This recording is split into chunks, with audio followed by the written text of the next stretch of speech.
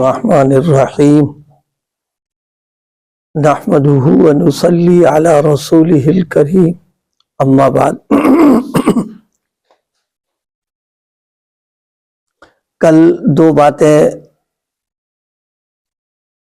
آئی تھی، ایک ہے تنقید اور ایک ہے تقلید۔ تنقید کے سلسلے میں مختصر سی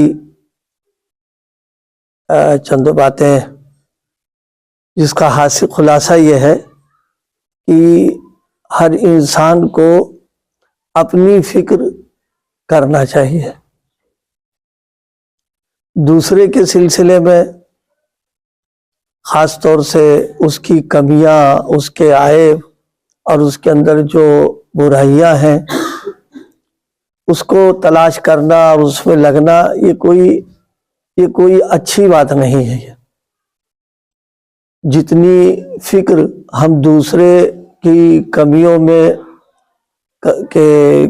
کرتے ہیں اور وقت لگاتے ہیں، اگر اپنی کمیوں میں وہی وقت لگا لیں ہم تو ہمارے لیے اچھی بات ہوگی، کہ اگر ہماری اپنی کمیاں دور ہو جائیں اور ہم بن جائیں، سنور جائیں، تو ہماری دنیا بھی اور آخرت دونوں سنور جائے گی اس میں۔ لیکن ہوتا عام طور پر یہی ہے کہ آدمی اپنی کمیوں پر نظر نہیں کرتا ہے، دوسرے کو دیکھتا رہتا ہے، اور پھر دیکھنے کے ساتھ ساتھ اس کا چرچا، اس کا پھیلانا، تذکرہ کرنا یہ بھی شروع کر دیتا ہے۔ بلکہ ہم لوگوں کی کمزوری یہ ہے کہ اگر دوسرے کی کوئی کمی ہم کو معلوم ہو گئی تو جب تک دوسرے سے بتا نہیں دیں گے ہم، اس وقت تک ہمیں ایک بے چینی اور ایک الجھن سی رہتی ہے۔ تذکرہ کر دیا ہم نے تو اب ظاہر سی بات ہے، کسی کا عیب دوسرے کو بتانا، تذکرہ کرنا برائی کے ساتھ، یہ ایک غیبت ہے، ایک اور گناہ لے رہے ہیں ساتھ میں ہم۔ تو اس لیے بس اللہ پاک ہم سب کو اپنی اصلاح کی فکر نصیب فرما دے۔ ہماری ہی کیا کمیاں اتنی ہیں کہ ہم دوسروں پر توجہ کریں، ہم اپنے کو کمیوں کے سلسلے میں فکر مندی پیدا ہو جائے، بس انشاءاللہ پھر کام بنے گا اس میں۔ اسی لیے ایک حدیث ہے، نبی پاک صلی اللہ علیہ وسلم نے فرمایا ایاک والظن فإن الظن اکذب الحدیث۔ آپ نے فرمایا دیکھو، کسی کے بارے میں بری رائے، غلط رائے قائم کرنا، اس سے بدگمانی کرنا، فرمایا اپنے آپ کو بچاؤ۔ اور بدترین جھوٹ جو ہے وہ یہی ہے، کسی سے جو ہے بدگمانی کر لیا، آثار اور قرائن سے ایک فیصلہ لے لیا کہ ایسی بات ہے۔ نہیں، جب تک کہ پورے طور پر ہم کو معلوم نہ ہو جائے کوئی رائے نہیں قائم کرنا چاہیے۔ خاص طور سے جو لوگ نیک، صالح، دیندار ہیں، ان سے تو اپنے دل کو صاف ستھرا رکھیں، اچھا گمان رکھنا، اچھا خیال رکھنا اور ان کے بارے میں اچھی رائے رکھنا، یہ ان کے دیندار ہونے کا بھی تقاضا ہے۔ تو اس لیے ہم سب لوگوں کو اس سے بچنے کی فکر، اس کا اہتمام، دوسرے کی کمی اگر نظر آ جائے تو بس کوشش کرے کہ اس کو پھیلائے نہ۔ ہاں، اس کی اصلاح کی نیت سے، خیر خواہی کے طور پر کسی ایسے سے کہہ دینا جو اس کا بڑا ہو، تاکہ وہ اس کی اصلاح کر لے، اس کی تو گنجائش سے تو کوئی حرج کی بات نہیں ہے۔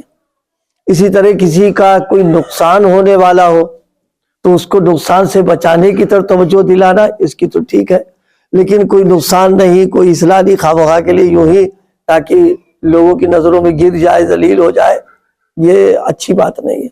اور ایک بات ذہن میں رہے، اللہ پاک جس کی حفاظت کا فیصلہ فرما لے، ہماری چھچورے پن سے کچھ نہیں ہو پائے گا، وہ اپنی جگہ پر رہے گا بالکل۔ اور جس کے لیے اللہ کی طرف سے فیصلہ ہو گیا غلط ہے تو ہم اس کو بچا بھی نہیں پائیں گے۔ بس یہ رہنا چاہیے کہ اپنی کمیوں کو دیکھیں۔ تو حضرت نے اس دن فرمائی تھی ایک بات کہ بھائی اپنے نفس سے بدگمانی رکھو، یہ بہت اچھی چیز ہے، کیونکہ نفس سے رہے گی تو پھر اس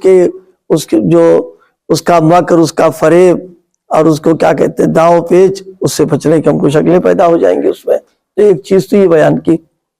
دوسرے دینی اعتبار، دینی معاملات میں خاص طور سے کسی کو اپنا بڑا بنا لے اور پھر اسی کے پیچھے چلے، یہ عافیت کا راستہ ہے. جب ہم ایک چیز جانتے نہیں، مسائل کی ہم کو واقفیت نہیں، ہمارے پاس اتنا علم نہیں ہے، تو اس کے لیے سلامتی والا راستہ یہی ہے کسی کو اپنا دینی اعتبار سے بڑا بنا لے اور اس سے پوچھ کر کے عمل کرتا رہے. انشاءاللہ یہاں بھی اللہ حفاظت کرے گا، اس کی برکت سے وہاں بھی اللہ پاک جو ہے خیر فرما دے گا ہمارے ساتھ. دیکھیے ایک جن نابینا ہے اور وہ کہیں جانا چاہتا ہے، تو جانے کا ایک راستہ تو یہ کہ خود چلے وہ. اب ظاہر نابینا خود کیا چلے گا سوائے اس کے کہ ٹھوکر کھا لے، گر جائے، بہک جائے، یہی سب ہوگا. اور ایک طریقہ یہ ہے کہ کسی بینا یعنی دیکھنے والے کے ہاتھ پہ ہاتھ دے دے، کوئی مسئلہ نہیں، راستہ آسان ہو جائے گا. تو اسی طرح دین میں بس جب ہم کو واقفیت نہیں، ہمیں اتنی معلومات نہیں ہے، تو سب سے بہتر طریقہ ہے کہ جو لوگ بڑے ہیں ان سے جڑے اور جڑنے کے ساتھ پھر چلتا رہے ان کے ساتھ میں. بس اب ادھر ادھر نہ دیکھے، چلے انہی کے ساتھ میں، تو انشاءاللہ راستہ جو ہوگا وہ آسان ہو جائے گا.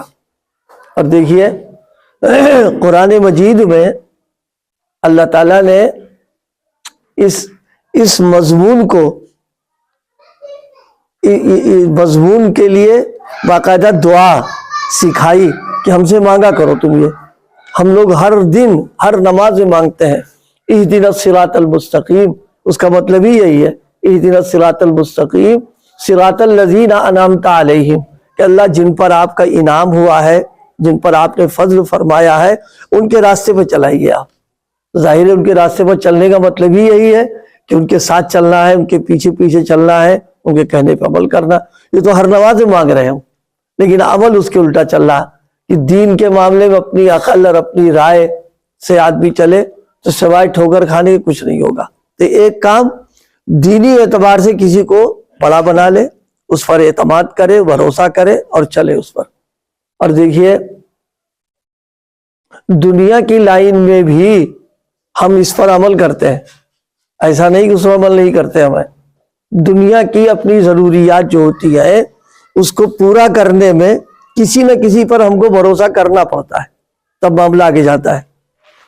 ہم بیمار ہو گئے مان لیجئے، تو اب علاج کی ضرورت پیش آ گئی، تو ڈاکٹر صاحب پر جائیں گے، تو جب تک اس پر بھروسہ نہیں کریں گے تو نہ تو حال بتائیں گے نہ اس کی دوا استعمال کریں گے. ہم جب بھروسہ کر لیتے ہیں تو جو دوا بتا دیتا ہے اس کو ہم شروع کر دیتے ہیں کرنا. یہ نہیں ہوتا کہ ہم 10 لوگوں کو دکھاتے گھومے کہ بھیا دوا صحیح لکھی کہ نہیں لکھی، بس بھروسہ کر لیا، نسخہ لکھ دیا اس نے. ہاں دوائیں تو دکھاتے ہیں کہ بھئی اصلی ہے نقلی ہے، دوا صحیح غلط دکھاتے ہیں، لیکن ڈاکٹر کے سلسلے میں کچھ نہیں کرتے. یا کوئی کچہری کا معاملہ پیش آ جائے تو وکیل پر اعتماد، پورا سارا معاملہ بتائیں گے اور وکیل جو بھی کارروائی کرے گا ہمیں اعتماد ہے اور چلتا ہے، کامیاب بھی ہو جاتا ہے. تو ان لائنوں میں اسی طرح سے کوئی ہنر سیکھنا ہے ہم کو تو ہنر آتا نہیں ہے، تو اب جس کے پاس ہم جا رہے ہیں اس پر اعتماد ہوتا ہے تب اس کے ساتھ ہم لگتے ہیں، اور اس کی کڑوی کسیلی ڈانٹ ڈپٹ مار توڑ سب سنتے ہیں، کبھی الٹی سیدھی بکتا وہ بھی سن لیتے ہیں. اس لیے کہ اس سے وہ ہنر سیکھنا ہے ہم کو، تو اعتماد ہے تبھی تو ہنر لے رہے ہیں اس سے ہم یہاں پر. تو دنیا کی لائنوں میں سب میں کسی پر اعتماد کے ساتھ چل رہا ہے معاملہ. تو دین میں تو ظاہر ہے اور زیادہ جب ہم واقف نہیں ہیں تو کسی پر اعتماد کر کے پھر چلنا، یہی عافیت کا راستہ ہے. اس کے اندر کسی کو تقلید کا مطلب ہے کسی پر اعتماد کر کے بس اب اس کے بتائے ہوئے اس پر چلنا، یہ تقلید کہلاتا ہے. تو دنیاوی لائنوں میں ہر ایک پر اعتماد، ایک بار میں نے یہاں ذکر بھی کیا تھا کہ زندگی بغیر دوسروں پر اعتماد کیے ہوئے گزار ہی نہیں سکتے. ہم غور کریں اس پر، اور کہیں لمبا جانے کی ضرورت نہیں، نہ کوئی بہت یہ علمی بات ہے. دیکھیے گھر میں کھانا پینا ہوتا ہے، کون پکاتا ہے؟ گھر والی پکاتی. تو گھر والی پہ اگر اعتماد نہ ہو تو اس کے ہاتھ کا پکایا ہم نہیں کھا پائیں گے، کیونکہ شک ہو جائے گا کہ زہر نہ ملا دیا اس نے، کہیں سے کچھ نہ کر دیا، لیکن پورا اعتماد اور بھروسہ ہے لہذا وہ جو پکا کے دے رہی ہے خوشی خوشی آنکھ بند کر کے کھا رہے، اور جہاں تھوڑی سی ہوئی بیگم بھی پھر ہاتھ دکھا دے گی جاؤ اچھا اب نہیں پکاتے ہو، تو وہاں تو اعتماد پورا کر رہے ہیں اس کے ساتھ ہمارے۔ اسی طرح پڑھنے لکھنے میں استاد پر پورا اعتماد ہے کہ جو ہم کو پڑھائے گا صحیح بتائے گا، یہ غلط نہیں کرے گا، تبھی سلسلہ چل رہا ہے۔ اور جہاں استاد پر یہ ہوگی کہ صاحب یہ غلط پڑھاتا ہے، ہٹ جائے گا فوراً۔ تو دنیا کی لائن میں تو اعتماد کر رہے ہیں، اور دین کی لائن میں اسے بھی کرنا چاہیے۔ تو یہ چیز اگر پیدا ہو جائے اور یہ نماز مانگتے بھی رہتے ہمیں، تو پھر انشاءاللہ زندگی بہت سکون کی اور عافیت کی گزرے گی۔ اللہ پاک ہم سب کو عمل کی توفیق عطا فرمائے۔